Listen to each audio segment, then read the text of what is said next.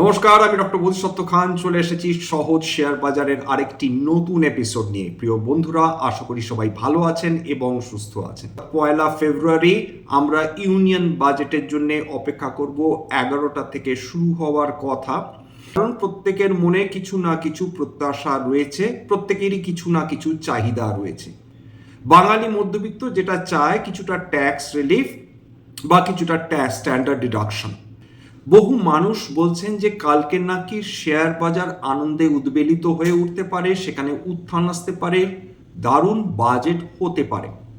খুব বেশি উৎসাহ যদি আমরা এই বাজেটকে ঘিরে রাখি, যদি প্রত্যাশা পূরণ না হয়, সেক্ষেত্রে কিন্তু হতাশা আসতে পারে। সুতরাং আমাদের এই বাজেটটা আমরা কেবলমাত্র দেখব এই সামনের 1 বছরে কোন কোন সেক্টর এই বাজেটের দ্বারা সম্ভাব্য উপকার পেতে পারে, এবং যারা বিনিয়োগকারী দীর্ঘমেয়াদী বলুন বা যারা স্বল্পকালীন বিনিয়োগকারী বলুন বা ট্রেডার্স বলুন, তাদের প্রত্যাশা এই কেন্দ্রীয় বাজেট থেকে বা ইউনিয়ন বাজেট থেকে কি রয়েছে। সেপ্টেম্বর 2024 থেকে ফরেন ইনস্টিটিউশনাল ইনভেস্টার্সরা তারা লাগাতার শেয়ার বিক্রি করে দিয়ে চলে গিয়েছেন। 2025-এ 3 লক্ষ কোটি টাকার ওপর শেয়ার বিদেশি বিনিয়োগকারীরা বিক্রি করেছেন। জানুয়ারি মাসে 40,000 কোটি টাকার ওপর শেয়ার বিক্রি করে দিয়ে চলে গিয়েছেন এফআইআইস। কেবলমাত্র 3টে দিন এফআইআইসরা নেট বায়ার ছিল, এবং সৌভাগ্যবশত বিগত কাল অর্থাৎ শুক্রবার তারা কিন্তু নেট বায়ার ছিলেন। ফরেন ইনস্টিটিউশনাল ইনভেস্টার্সদেরও কিন্তু এই বাজেট থেকে কিছু প্রত্যাশা থাকবে। দীর্ঘমেয়াদী যারা বিনিয়োগকারী তারা কি প্রত্যাশা করবেন, তাদের চাহিদাটা কি? তাদের চাহিদা হলো যে long term capital gain either কম হোক বা একেবারে এলিমিনেট করে দিন মাননীয় অর্থমন্ত্রী। সেটা এই মুহূর্তে সম্ভবপর হয়তো নাও হতে পারে, কিন্তু ধরুন তর্কের খাতিরে বলছি, কোনো ফরওয়ার্ড লুকিং স্টেটমেন্ট নয়, যদি তর্কের খাতিরে ধরে নিই যে মাননীয় অর্থমন্ত্রী তিনি মনে করলেন যে ক্যাপিটাল গেইন ট্যাক্স সামনের 3 বছরের জন্য থাকুক, আর ইন দ্য 4th ইয়ার সেটা 0 হোক, অর্থাৎ ক্যাপিটাল গেনের টিনিওরটাকে বাড়িয়ে দেওয়া হলো লং টার্ম ক্যাপিটাল গেনের জন্য, এবং 3 বছর পর যদি কেউ শেয়ার বিক্রি করেন তাহলে তার জন্য তাকে অতিরিক্ত ট্যাক্স দিতে হবে না। এর উপকারিতা কি? এর উপকারিতা হলো যে মুহূর্তে ফরেন ইনস্টিটিউশনাল ইনভেস্টার্স বা ফরেন পোর্টফোলিও ইনভেস্টার্স তারা দেখবেন যে দীর্ঘ সময় ভারতীয় শেয়ার বাজারে বিনিয়োগ করে রাখলে তাদের ট্যাক্স ফ্রি রিটার্ন আসবে, খুব স্বাভাবিকভাবেই তারা ফিরে আসার চেষ্টা করবেন, 1 নম্বর। 2 নম্বর, ক্যাপিটাল গেইন ট্যাক্সের পরিমাণটা যে 12.5% রয়েছে সেটা কিছুটা কম করা হোক, ধরে নিন 10% কি 5%-এ নামিয়ে আনুন। সেক্ষেত্রেও দীর্ঘমেয়াদী বিনিয়োগকারীরা উপকৃত হবেন। যারা বিনিয়োগকারী অথচ দীর্ঘ সময়ের জন্য ধরে রাখতে চান না, হোল্ড করে রাখতে চান না, তাদের মনে হয় তাদেরও কিছু চাহিদা থাকবে। তারা চাইবেন যে 1 বছরের কমে যদি কোনো শেয়ার তারা বিক্রি করেন, সেক্ষেত্রে যদি ট্যাক্সটা কম করা সম্ভব হয়, অর্থাৎ capital gain, short term capital gain বর্তমানে 20% আছে, সেটা যদি 15% বা 10%-এ নামিয়ে আসা সম্ভব হয়, সেটাতেও বিলক্ষণ তারা লাভবান হবেন। এবার চলে আসি ট্রেডার্সদের ক্ষেত্রে। তারা লক্ষাধিক কোটি কোটি টাকা ট্রেড করেন, সেটা বিদেশিদের কথা বলুন বা দেশি ট্রেডারদের কথা বলুন, এবং এর ফলে বিপুল পরিমাণ তাদের কিন্তু সিকিউরিটি ট্রানজাকশন ট্যাক্স দিতে হয়, এসটিটি। তার সঙ্গে এসটিটি বিগত কয়েক বছরে প্রায় 5 গুণের বেশি বৃদ্ধি পেয়েছে। সিকিউরিটি ট্রানজাকশন ট্যাক্স দারুণভাবে কমিয়ে আনা সম্ভব হয়, বা লিটারালি সেটাকে যদি বাদই দেওয়া সম্ভব হয়, সেক্ষেত্রেও ট্রেডার্সরা বিলক্ষণ লাভবান হবে। কিছুটা এসটিটি কমানো গেল, কিছুটা শর্ট টার্ম ক্যাপিটাল গেইন কমানো গেল, বা লং টার্ম ক্যাপিটাল গেইন কিছুটা কমানো গেল, সেটাও কিন্তু দারুণভাবে উপকৃত করতে পারে বিভিন্ন ধরনের ট্রেডার্সদের বা ইনভেস্টার্সদের। সেক্ষেত্রে ভারতীয় শেয়ার বাজারে যদি উৎসাহ ফিরে আসে, ভারতীয় শেয়ার বাজার সেটাকে নিঃসন্দেহে এই ধরনের ট্যাক্স কাট বা ক্যাপিটাল গেইন কমিয়ে দেওয়াটাকে সেলিব্রেট করবে, বা সিকিউরিটি ট্রানজাকশন ট্যাক্সকে কমিয়ে দেওয়াটা সেলিব্রেট করবে, সেটা তো বলা বাহুল্যই। কেন ফরেন ইনস্টিটিউশনাল ইনভেস্টার্সরা তারা এত বছর ধরে বা এত মাস ধরে তারা শেয়ার বিক্রি করে চলে যাচ্ছিলেন, সেটা তো আপনারা বুঝতেই পেরে। 2টো কারণে: একটা, ডলার ক্রমাগতভাবে শক্তিশালী হয়ে যাচ্ছিল, টাকা দুর্বল হয়ে যাচ্ছিল। কেনার সময় ফরেন ইনস্টিটিউশনাল ইনভেস্টারদের কোনো অসুবিধা হওয়ার কথা নয়, কারণ তারা যখন ভারতবর্ষে বিনিয়োগ করছেন তারা ডলারের বিনিময়ে টাকা নিচ্ছেন এবং টাকা দিয়ে বিনিয়োগ করছেন, ডলার বিনিময় করে তারা বেশি টাকা পাচ্ছেন, খুব স্বাভাবিকভাবে বেশি টাকা দিয়ে তারা বেশি পরিমাণ শেয়ার্স কিনতে পাচ্ছেন। কিন্তু প্রবলেম হয়ে যাচ্ছে যখন তারা এই মার্কেট ছেড়ে বেরিয়ে যাচ্ছেন, তখন জমে যাচ্ছে খেলা। এক তো তাদের ক্যাপিটাল গেইন বেশি দিতে হচ্ছে, অন্যান্য ডেভেলপ দেশগুলোতে কিন্তু এতটা ক্যাপিটাল গেইন ট্যাক্স নেই বা অনেক ক্ষেত্রে নেই বললেই চলে।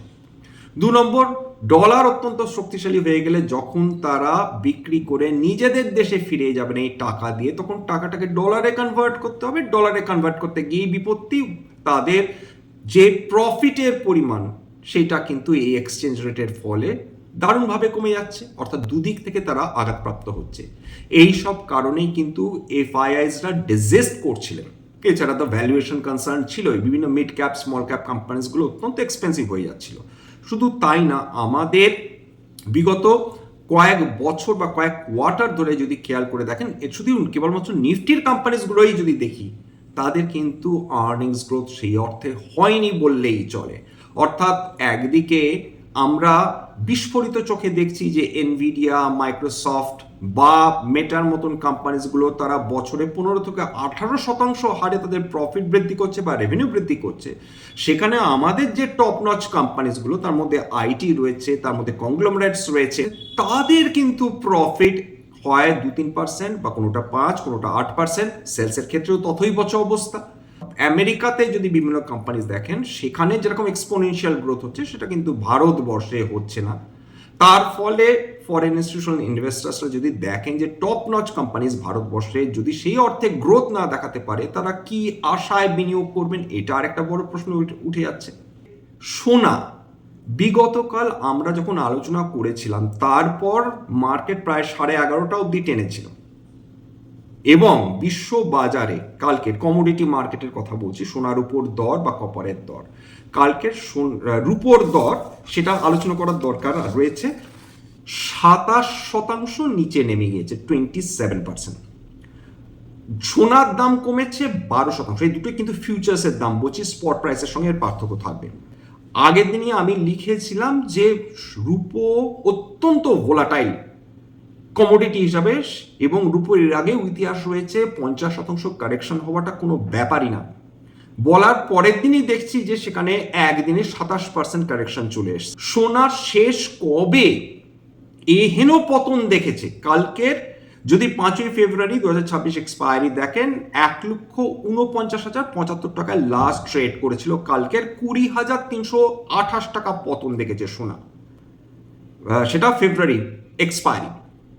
একদিনে লাস্ট যেরকম প্রায় 9.5% মতন পতন এমসিএক্স এর লাস্ট 9 বছর, মানে 2013 সালের আশেপাশে এরকম ঘটনা ঘটেছিল। দীর্ঘ 11 বছর পর আমরা সোনা বা রূপোতে এরকম বড় পতন দেখেছি। এই প্রসঙ্গে জানিয়ে রাখি, যেগুলো নিয়ে আলোচনা করছি কেবলমাত্র যেটা ঘটেছে সেটা নিয়ে আলোচনা করছি, কোনো বাই সেল রিকমেন্ডেশন, সাজেশন বা অ্যাডভাইস নয়। মেটাল সেক্টর যদি কমোডিটি সেক্টর ভোলাটাইল থাকে, কমোডিটি কালকে আমরা ইটিএফ গুলো দেখে বুঝতে পারবো বা ইভেন ফিউচার্স গুলো দেখে বুঝতে পারবো, কালকে যখন ট্রেডিং হবে সোনাটা থেকে, তখন বিগতকাল আমাদের মার্কেট বন্ধ হয়ে যাওয়ার পরও যে পতনটা, সেইটা কালকের ফ্যাক্টর ইন করে কিনা, অর্থাৎ মেটালস যে কোম্পানিজগুলো রয়েছে তার উপর প্রেশার পড়ে কিনা, 1। 2 নম্বর হচ্ছে সোনার উপর দর পুনরায় পতন দেখতে পারে কিনা, সেটাও আমাদের লক্ষ্য কিন্তু অবশ্যই থাকবে। স্ট্রাকচারাল যে পরিবর্তন হচ্ছে থ্যাঙ্কস টু ডোনাল্ড ট্রাম্প, তার ফলে বিশ্ব বাজারে কোনো অ্যাসেটই সিকিউর নয় এই মুহূর্তে, সেটা সোনা বলুন, রূপো বলুন, অন্যান্য সেমি প্রেশাস মেটালস বলুন, ক্রিপ্টোস বলুন। ক্রিপ্টোতে কি হাড়ির হাল হয়েছে বিগত 24 ঘন্টা বা বিগত 1 সপ্তাহ ধরে, সেটা তো ডেফিনেটলি আপনারা দেখতেই পাচ্ছেন। অন্যদিকে ডলার ইন্ডেক্স মারাত্মকভাবে শক্তিশালী হয়ে উঠেছে, আর ডলার শক্তিশালী হয়েছে, এবং ডলার যখনই শক্তিশালী হবে তখন কিন্তু যে কোনো কমোডিটি তার প্রাইসে দুর্বলতা আসার সম্ভাবনাটাই বেশি হয়। অনেকেই কনফিউজ থাকছেন, সেটাই তো স্বাভাবিক, আমরা তো কেউ জানি না বাজেটের দিন কি হবে। বাজেটের দিন মার্কেট মারাত্মক উঠবে নাকি মারাত্মক পতন হবে। মারাত্মক পতন কখন হতে পারে? যখন দেখা গেল যে আমাদের কোনো প্রত্যাশাই পূরণ হলো না, তর্কের খাতিরে টাচুট যাতে এরকম না হয়, হঠাৎ করে দেখা গেল যে ক্যাপিটাল গেইন ট্যাক্স আমরা যেগুলো কমাবার ভাবছিলাম যে কমতে পারে, সেটা যদি হঠাৎ বেড়ে যায় তাহলে কি হবে? যদি এসটিটি হঠাৎ বৃদ্ধি পেয়ে যায় তাহলে কি হতে পারে? যদি আমরা যে সেক্টরগুলোর কথা ভাবছি সেগুলো যদি প্রত্যাশা অনুযায়ী সরকার যদি তাদের সাহায্য না করতে পারে তাহলে কি হবে? না কারণ যদি কোনো ট্যাক্স রিলিফ না আসে তাহলে কি হবে? এরকম তো অনেক প্রশ্ন আছে। সুতরাং এইটা কিন্তু ভীষণ কনফিউশনের জায়গা থাকে, এই কারণে ভলিটিলিটি বৃদ্ধি হয় এবং অনেকে ডাউন সাইড প্রোটেকশন চান খুব স্বাভাবিকভাবে। এই কারণেই তো অপশনসগুলো রয়েছে। এটা আপনারা ইউজ করবেন কি করবেন না সেটা সম্পূর্ণ আপনাদের উপর। দেখুন, অপশনের মূল কাজ কিন্তু ছিল ভলিটিলিটিটাকে সেটার এগেনস্টে হেজ হিসেবে কাজ করানো বা ইন্স্যুরেন্স হিসেবে কাজ করানো। শেয়ার বাজারের হেলথ মেনটেন করার জন্য আপনার অপশনসগুলো ব্যবহার করা হয়। যদি কোনো মানুষ তিনি কনফিউজ থাকেন এবং তার স্ট্রংলি মনে হয় যে মার্কেট নামবে, সেক্ষেত্রে সিম্পলি তিনি একটি পুট মানে অ্যাট দ্য মানি পুট বা বিলো মানে just slightly out of the money put কিনে বসে থাকতে পারেন। আবার কোনো যদি মানুষ মনে করেন যে কালকের মার্কেট উঠবেনি, সেক্ষেত্রে তিনি একটি জাস্ট মানে অ্যাট দ্য মানি কল বা slightly out of the money call কিনে বসে থাকতে পারেন। আবার কেউ যদি মনে করেন যে মারাত্মক ভলিটিলিটি বৃদ্ধি হতে পারে, সেক্ষেত্রে তিনি লং পুট স্ট্র্যাটেজি ইউজ করতে পারেন যদি তার মনে হয় যে নামার সম্ভাবনাই বেশি। যাক, এগুলো সম্পূর্ণ আপনাদের উপর, আপনারা কি করবেন। আপনারা আপনাদের পছন্দ মতন নিজেদের হয় স্ট্র্যাটেজি তৈরি করুন বা যারা আপনাদের ফিনান্সিয়াল অ্যাডভাইজার, বিশেষ করে সেবি রেজিস্টার্ড ফিনান্সিয়াল অ্যাডভাইজার হচ্ছে, তাদের কথা শুনে চলুন, সেক্ষেত্রে আপনারা উপকৃত হলেও হতে পারেন। বিগত বছরে যে সেক্টরসগুলো লাভবান হয়েছিল তার মধ্যে রিনিউয়েবল এনার্জি ছিল, তার মধ্যে রেলওয়েজ ছিল, তার মধ্যে ইনফ্রাস্ট্রাকচার ছিল, একটা ডিজিটালাইজেশন পুশ ছিল। এইবারে আমাদের প্রত্যাশা কি? এইবারে আমাদের প্রত্যাশা হচ্ছে যে যেগুলো সানরাইজ সেক্টর, যেগুলো বিশ্বমানের প্রোডাক্ট তৈরি করার ক্ষমতা রাখে, যেগুলো বিভিন্ন বিদেশি সংস্থাগুলোর সঙ্গে লড়াই করার ক্ষমতা রাখে, সেইগুলোর ওপর সরকার বিশেষ নজর দেবেন কিনা, বাজেটে তার প্রভিশন রাখবেন কিনা। বিশ্বমানের পরিকাঠামোর প্রয়োজন অর্থাৎ ইনফ্রাস্ট্রাকচার ডেভেলপমেন্টে, সেটার দিকে সরকার নজর দেবেন কিনা, সরকার যথেষ্ট পরিমাণ এমফাসিস দিচ্ছেন কিনা ইনফ্রাস্ট্রাকচার ডেভেলপমেন্টের মধ্যে। তার মধ্যে কিন্তু স্মার্ট সিটি ডেভেলপমেন্টও রয়েছে, তার মধ্যে কিন্তু ওয়াটার পিউরিফিকেশন এবং ওয়াটার ইঞ্জিনিয়ারিং রয়েছে। সেমিকন্ডাক্টর আপনারা জানেন যে হাতে গোনা মাত্র কয়েকটা দেশ, তার মধ্যে আমেরিকা পথিকৃৎ, এছাড়া তাইওয়ান, এই দুটো দেশই মূলত তারা কিন্তু গোটা বিশ্বকে সাপ্লাই করে চলেছে বিভিন্ন ধরনের সেমিকন্ডাক্টরস। কিন্তু ভারতবর্ষ বুঝতে পেরেছে যে বিশেষ করে কোভিডের পরবর্তী সময় থেকে যে সাপ্লাই চেন ডিসরাপশন হলে সাংঘাতিক ক্ষতি হতে পারে, বিশেষ করে যদি সেমিকন্ডাক্টর সাপ্লাই চেন ডিসরাপশন হয়। সুতরাং ভারতবর্ষকে নিজেকে তৈরি হতে হবে। ইলেকট্রিক ব্যাটারিজ বা ইলেকট্রিক ভেহিকেলস, এইগুলো কিন্তু ডিকেডাল স্টোরি, প্রচুর সময় লাগে। অধিকাংশ যে প্রজেক্টসগুলো সেগুলো ফেলিয়ার্স হয়। তার একটা হচ্ছে রিয়েলটি সেক্টর ভীষণ গুরুত্বপূর্ণ। ভারতবর্ষে প্রায় 145 কোটির আশেপাশে মানুষ রয়েছেন।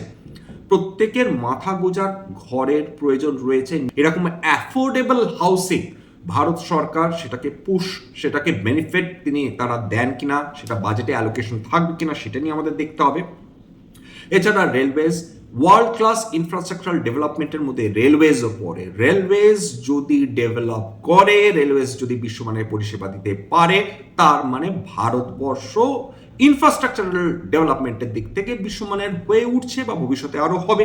মেরিন ফুডস, যেটা ডেফিনেটলি কৃষি পণ্য হিসেবে ট্রেটেড হয়, সেটা ফার্দার বুস্ট পায় কিনা, গত বছরও ছিল বেনিফিট, সেটা আমাদের দেখতে হবে। এছাড়া ডেটা সেন্টার্স, কত বছর আমরা ইউরোপের ডেটা সেন্টারগুলোর উপর নির্ভর করব বা কত বছর আমরা আমেরিকার ডেটা সেন্টারগুলোর উপর নির্ভর করব। ভারত সরকার বুঝতে পেরে গেছেন যেভাবে আমেরিকা নেগেটিভলি রিয়্যাক্ট করছে বা ইউরোপ, সুতরাং ভারতবর্ষ বুঝতে পেরেছে যে নিজের ডেটা সিকিওর করে রাখার জন্য নিজেদের ডেটা সেন্টারের প্রয়োজন রয়েছে। এইগুলো আমাদের ডেটা প্রিজার্ভ করবে, আমাদের সিকিউরিটি অনেক বেশি এনহান্স করবে। এখন তো সাইবার সিকিউরিটি অত্যন্ত গুরুত্বপূর্ণ হয়ে উঠেছে। আশা করি আপনাদের এই এপিসোড ভালো লাগলো। যদি এই ধরনের এপিসোড আপনাদের ভালো লাগে, প্লিজ একটা লাইক দেবেন, প্লিজ সাবস্ক্রাইব করবেন, এবং যদি সত্যি মনে হয় আমার বাঙালি ভাই বোনদের জীবনে একটুখানি ভ্যালু অ্যাড করতে পেরেছি, প্লিজ নিজের গ্রুপে শেয়ার করে দেবেন। আজকের জন্য নমস্কার, ভালো থাকবেন।